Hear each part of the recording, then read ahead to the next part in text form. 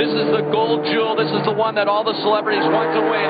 This was the biggest race of his life, and right now he's about to become the champion here of the Toyota Pro Celebrity Race. Come on, man. You know, if you want, I could hang around. We could play that on a loop like for another 30, 45 minutes.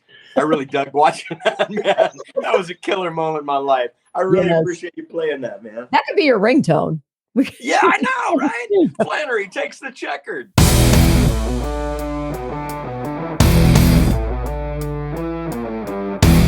Sean, of course, we're going to talk about Nefarious, which opens up in theaters Friday, April 14th. But can we get into a couple of things before we get into the craziness that is Nefarious? Lay it on me. All right. Who wore it better, you or me? Uh-oh. Damn, brother. I got to tell you, because I'm conceited, me. But that's a solid second place effort. Solid. I got to tell you, come here real quick. Look, I got to. Okay, so first of all, check my chick. My wife, right? She look. That's pretty good, that's isn't it? Really good. But he's still second place, right? Your husband's first place. Always been. Yeah. Okay. Cool. Hold on. I gotta get in here. Hey, wait. I'm gonna go with my husband now. Hold on. Get It's a tie. It's a tie. One vote. Hey, get your chick back here. Look at my chick here, man. Look at her. Oh, come here, Wom. Come here, Wom. Okay, there we go. Yeah. Look, that's him and his chick. Oh, wow. That was good. Well, we were the Hulk family, right? So Yes. I was Hulk Hagen, or no, I was Hulk. What was I? Oh, the Hulkstress. What is her name? I can't even remember She-Hulk. anymore. She-Hulk. Thank you. Yeah. And you were Hulk Hogan. There you go. That works. Right? But we good, saw man. that you were a referee. Where's Yeah, the there's Hulk? your She was look there. She is a ref. Yeah, man. Come on. I spent all my time getting everybody else's costumes. She made ready, every year. She makes everybody's costumes. Every year you make everybody's costume in the family? What? She makes everybody's. Like, I'm not kidding. She did a Grease where she was Sandy and my oldest was Danny. She did a Popeye where Charlie had like a whole suit with like biceps and forearms and the pipe. I mean, she goes to, they're like movie level costumes. And she makes them. Yes, she makes them. That is not easy. I know. prick my finger with a needle. I can't do any of that stuff. Yeah. Whoa, that's Now, she puts it together. I bow down. Well, if you're in Texas, Chuy's, the Mexican restaurant. Yep. Well, on the King's birthday, Elvis's birthday, they used to give you free food if you showed up dressed like Elvis. So we dress up every year and go. Oddly enough, shame on you, Chuy's. This year, they stopped doing it. So this January, we showed up and they're like, yeah, you don't get to eat free. I think I know who I'm trick-or-treating with next year. Right. You guys. That's Holy badass. Smoke. Sean Patrick Flanery joining us here in the Freak Nation. Nefarious comes out April 14th. And one other piece of business can I get to before we get to the movie, dude? Good heavens. Absolutely. What, Crash? Settle down, man. This bro kicks some ass. Look at this race, side by side, but Sean Patrick Flanery has taken the lead. He said even though he had a 20-second delay start, being in the pros, that he could take the overall title again. And right now, he has taken the lead from our celebrity, Andy Lauer. Sean Patrick Flanery, the winner of the 22nd annual Toyota Pro Celebrity Race. Did you see when you passed Lauer, you kind of waved to him? Yeah, I wanted to give him a little greeting, Oh, it was a greeting, was it? Hey, was it the bird? In case you didn't see me in the rearview mirror, it's me. How you doing, brother?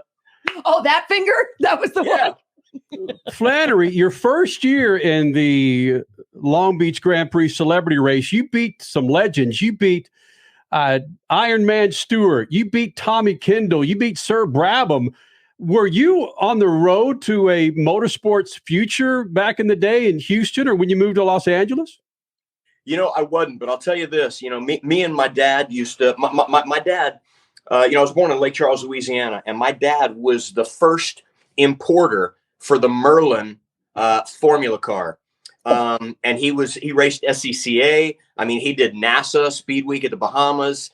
And he stopped racing whenever my mom got pregnant. Oh. So we've been, and I didn't grow up with money or anything. So we could never afford racing, but we watched every aspect of Formula One whenever they would give you like 3 races in a row on Wild World of Sports or whatever. So we'd watch them back to back. I've been addicted to motorsports since I was a child. Almost every toy that I ever asked for had something to do with racing. Or, I mean, I had a slot car set that my dad put on a piece of plywood, painted it green. There was trees. I had Daytona, the infield of Daytona. Yeah. I mean, everything. It's and growing up, I always wanted to race go-karts, but that was just price prohibitive. So when autocrossing started in the 80s, I had a VW and I would autocross it. And I became addicted to that. So then you go out to LA and you become an actor, and they invite you to do these, celebrity races, and they send you to the Skip Barber Racing School. So I went and I did this 3-day school, and I plugged into it pretty quick. And honestly, I really do feel like I miss my calling. Subsequently, I went and I did the Barber Dodge Pro Series. I did the Skip Barber 2-liter Formula Series. I won a ton of those.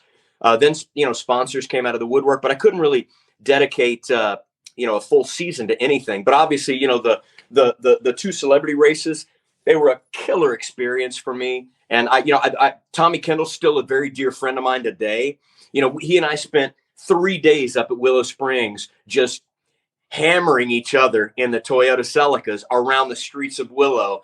And, he and I knew after the 3 days there that it was going to be one of us on pole position. It was, being able to pick his brain, trail braking, heel toe, what gear are you in for this corner? How are you rolling on the gas? Where are you transferring weight in this corner? He's a 5-time Trans Am champ. So he was, I consider him one of my instructors.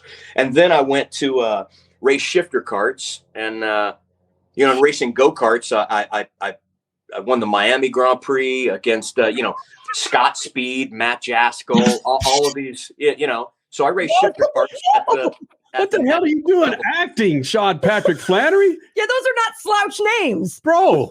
No, but they're really good dudes, and I was on the track with them, going wheel to wheel, and I by the time I really got into it, I was a little bit older. I didn't really get behind the wheel until I was 30, so I kind of feel like I did miss an opportunity. I feel like I could have done something decent in that world. I'm not mad at the way my life turned out anyway, but it is a big part of my heart, motorsports and racing, really. Whoa. I think we need to get Nefarious on the side of an Indy car for the Long Beach Grand Prix or something. I mean, wow. Okay, so if your son were to come up to you and say, I kind of want to try this racing thing, you might be into that? Yeah, he's already been to the indoor karting track with Daddy, and my youngest too, my 8 and my 11. So they love driving, and they're pretty zoomy too on the track. Well, there we go. Hey, Fernando Alonso sitting in the 3 spot in Formula One, and he's 41 years old, you bastard. You can get it there in your old ass 57 years old and kick some ass, right? Man, I'll tell you, Fernando is looking lightning fast. I mean, he's having the second coming of Fernando Alonso. And I got to tell you, he's hammering Lance Stroll. Lance Stroll is like, man, be careful what you wish for. Yeah, I want Alonso as a teammate. It's like, that dude's a hitter. And he's coming healthy and charging. It's killer to watch him on the podium in a car that's not a Ferrari. That's not a Mercedes. That's a customer wagon, and he's showing up. You take car maintenance seriously, and you want to pass on that legacy of care. Use Lucas Heavy Duty Oil Stabilizer to shield your engine from excessive heat, debris, and friction. Trust Lucas Oil. It works. All right, Sean Patrick Flanery, actor. Former driver kicking the ass of Scott Speed, a friend of the Freak Nation. Tommy Kendall. Matt Jaskell? I mean, come on. Hey, just for the record, they kicked my ass plenty of times too. Right. I mean, Scott was always in contention for pole. All of those guys, man. It's killer to watch them go from karting next to me to the highest level, man. It really was. It was just it was an honor to be a part of it. Well, hold on. You talk about the highest level. Matt Jaskell is Mr. Daredevil. Would you jump out of planes as frequently as he's doing these days? Almost like every week? Everything. I wouldn't go Travis Pastrana. I would go everything except jumping out of a plane. I got to tell you, man, I love things that I'm in control of. But for that very reason, I wouldn't bungee jump. I don't like doing things and then going, well, I hope it works. I hate that. I don't like jumping out of a plane and going, well, I'm going to pull this and I hope stuff works. I would rather tightrope walk than bungee jump or jump out of a plane. I'm just a control freak like that. Wow. That's so right, though. Well, here we go. Hope I'm going to live. His name is Edward Wayne Brady in the movie Nefarious, coming out April 14th. Get your tickets now. Whoisnefarious.com. Sean Patrick Flanery joining us here in the Freak Nation. This is a pretty psycho character you've got here. You had to dig deep, I would imagine, to get this thing. Comparing the route that you had to go to get into the head of Brady to where you're kicking the ass on the track, are there any similarities between a race car driver and an actor of your status? You know, and not just because I'm talking to y'all, but yes, I've thought about this quite extensively. It's your ability to focus, compartmentalize what's in front of you, and erase everything to the right of this border and everything to the left of that border. You do that in acting, and you do it in racing. You know, it's like a lot of times I would tell my friends, you know, they're like, "What do you love about shifter kart racing?" I said, because when you're shifter kart racing, it is the only thing that you are doing. You're not doing anything else. You're not looking at somebody in the parking lot. You're not contemplating any problems outside of the track. It's the only thing that you're doing. And the same thing, you know, if you have that ability to do it when acting, it's if you can solely focus on the world that's created in front of you, it kind of makes things easy. And you know, I'm not saying I did a great job at it, but there are parallels there in your ability to make a tiny world the only world that you can see. Are you one of those guys that comes on set and you have to be, it would make sense to me, you have to be fully in character when you walk in, background actors over here, directors, producers over there, and you don't want to talk to anybody, and then they say go and you go, and then they say clear and you're done, and then you can be yourself again? Are you that guy, or can you kind of joke around and then go right into it? Let me tell you something. I despise those people. If you can't do your job and be a pleasure to be around at the same time, I don't have any time for it. I mean, honestly, my work, that character lived in between action and cut, and that's it. I was my boys are both wrestlers. And they had a wrestling tournament. So I was FaceTime in the wrestling tournament. And the whole cast were about to shoot a scene. You know, they start playing the national anthem. So I made everybody freeze on set, cover the pumper for the national anthem. And, you know, while it's going, I put it on mute. So as soon as the national anthem is over, we shot a scene. Action. Blah, blah, blah, blah, cut. Okay, wait, where's it? Oh, we got a pin. My boy got a pin. My boy got a showing up. It's, you know, it's just, I don't. For example, to play a homeless guy, I don't need to live on the street and urinate on myself. I can imagine what it would be like. Dark. Even before I lost my parents, I can imagine what it would be like to lose your parents. I don't need to live that. And it's a quality of life thing. Not only do I want to do good work, but I want to make friends. I want to have a good time during the process. I don't want to force you to call me a certain name. Don't look me in the eye. Let me run to my trailer after every take. No, I want to make friends and have a good and enjoyable time. Wow. Number one, thank you. Number two, that's an art form all in and of itself, because that can't be easy necessarily, because you still have to get yourself in character even right before they say action. You know, I have a theory about that.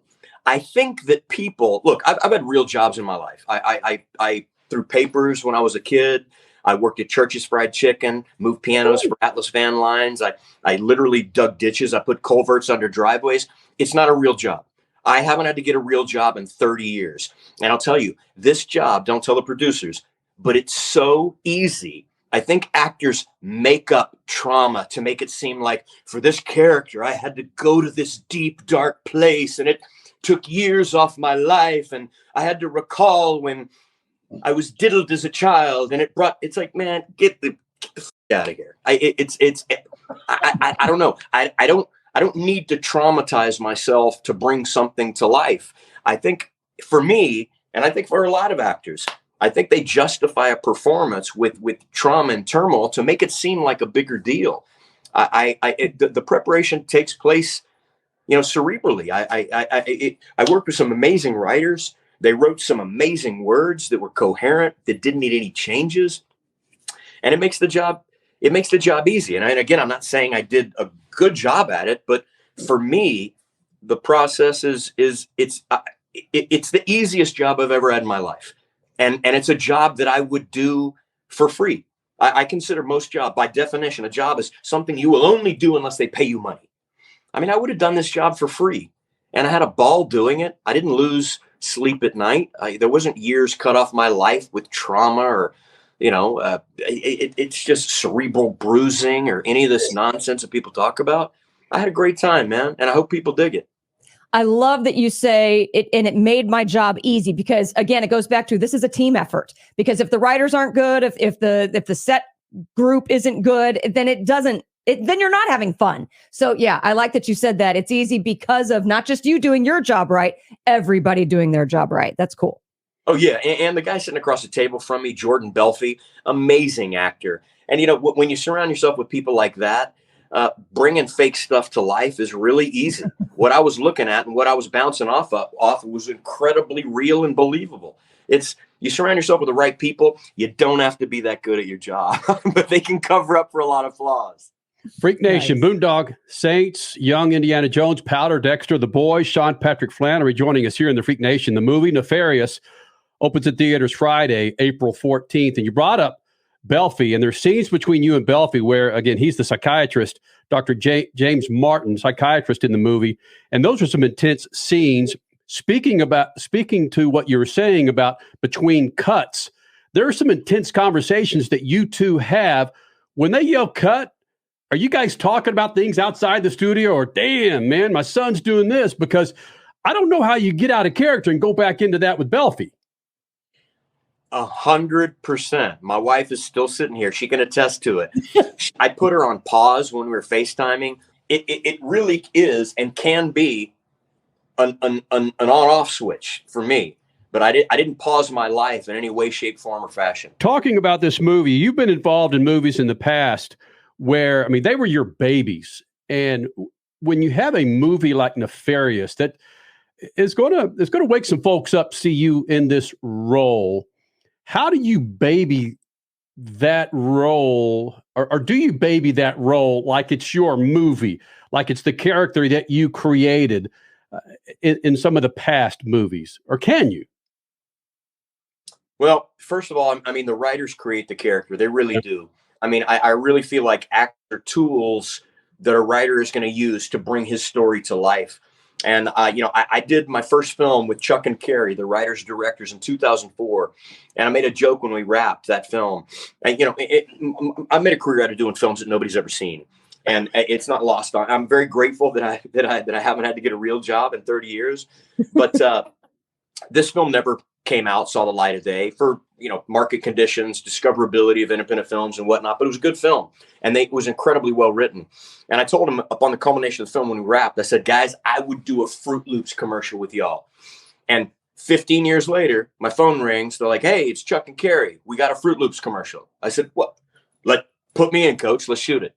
And they said, we're going to send you a script, read it, let us know what you think. I called them back the next day. I said, I'm in, obviously. And then they said, well, we have a question to ask you. What role do you want to play? And I was a little taken aback. I said, I want to play Nefarious. Like, what are you talking about? And they're like, thank God. Okay, we were hoping you would say that. But, it's not lost on me. I'm a tool that they use, and I'm very grateful that talented writers like that use me. I mean, it's really not for me to bring anything to life. It's to life on the page. It's for me to not screw it up. That's it. And I tried my best to not screw it up, and I hope it works. The movie I was referring to, and now it's coming to me, Born a Champion, which was what, 2 or 3 years ago, right? Yes, that was about a year and almost 2 years ago.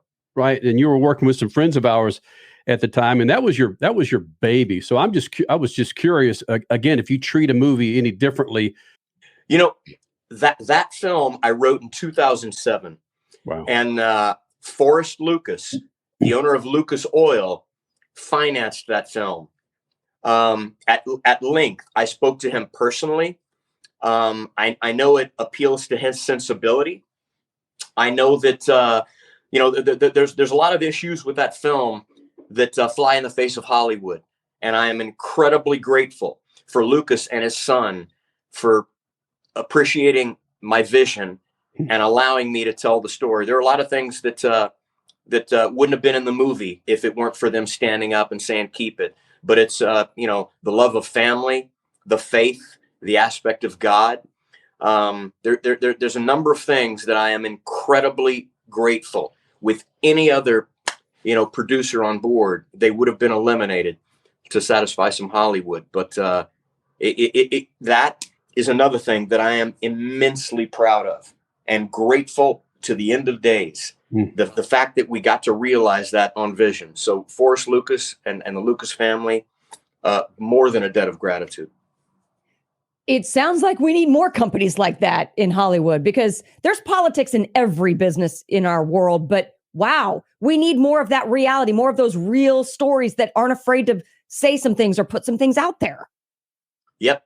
And there's a number of things in the conversation. I could tell you at length. The martial arts, I had a meritocracy speech long before there became a war on meritocracy. And I kind of addressed that, how it's unique to a martial arts mat, is there's no, there's no bell curve. There's no affirmative action. It's what you earn is what you get.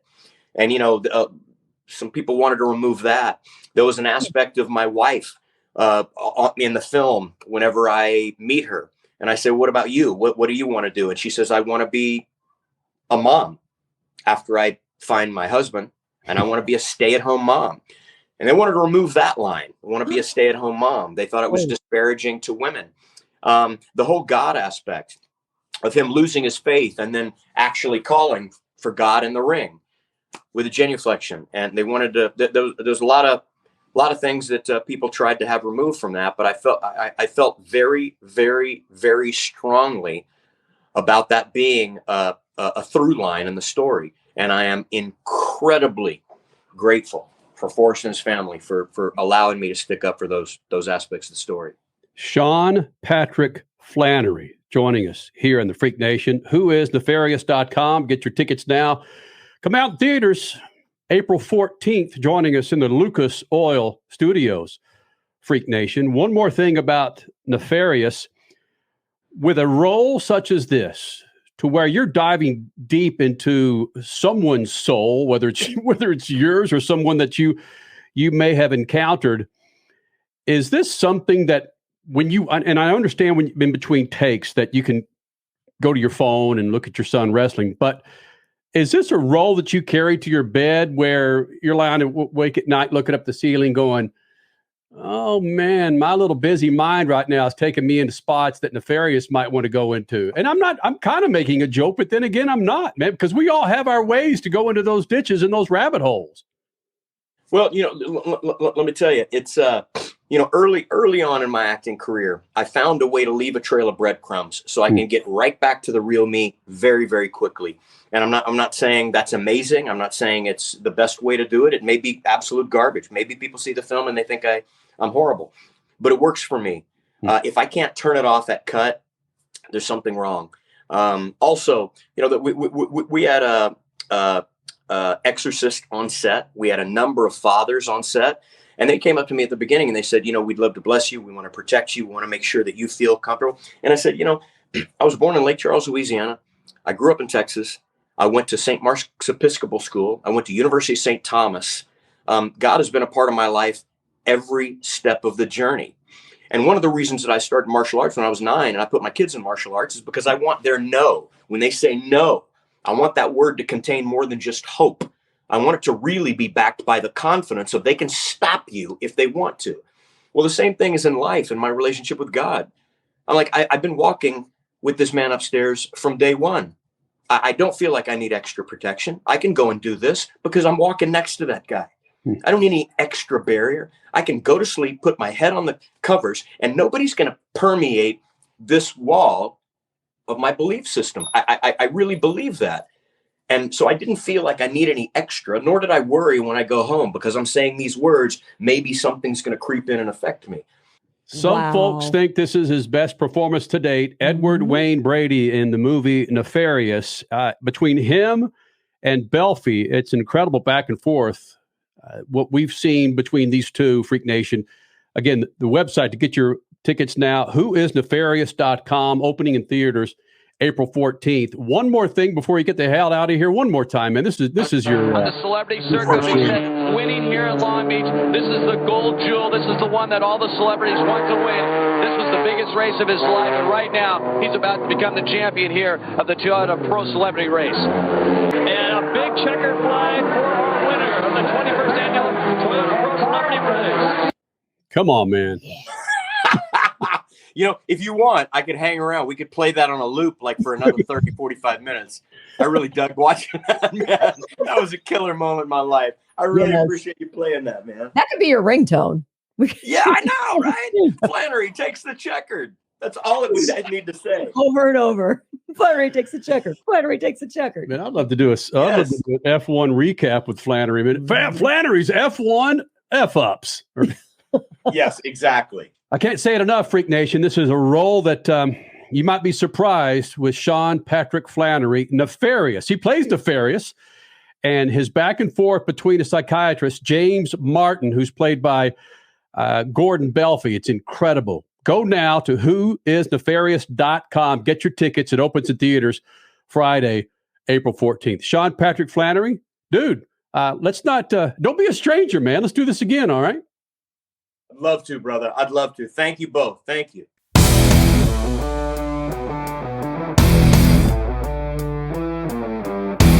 The biggest racing series in America is coming to your town. The Enjoy Illinois 300, presented by Ticket Smarter. Get your tickets now at WWTRaceway.com. Brought to you in part by the Office of Illinois Tourism and Illinois South Tourism.